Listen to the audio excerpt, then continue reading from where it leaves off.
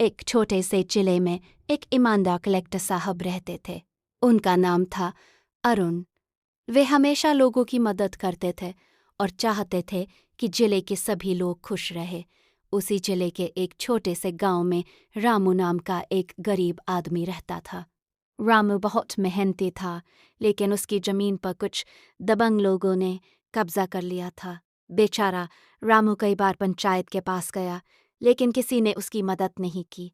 एक दिन रामू ने हिम्मत करके कलेक्टर साहब के दफ्तर जाने का फैसला किया।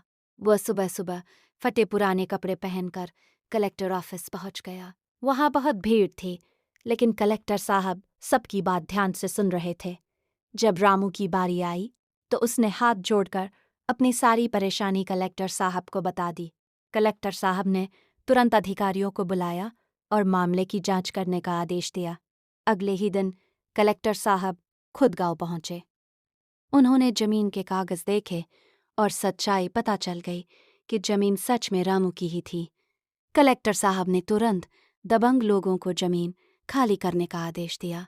कुछ ही समय में रामू को उसकी जमीन वापस मिल गई। रामू की आंखों में खुशी के आंसू आ गए।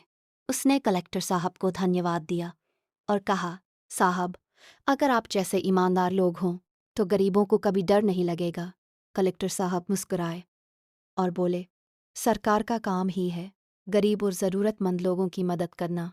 उस दिन से पूरे जिले में कलेक्टर साहब की ईमानदारी और न्याय की चर्चा होने लगी। सीख, सच्चाई और न्याय हमेशा जीतते हैं।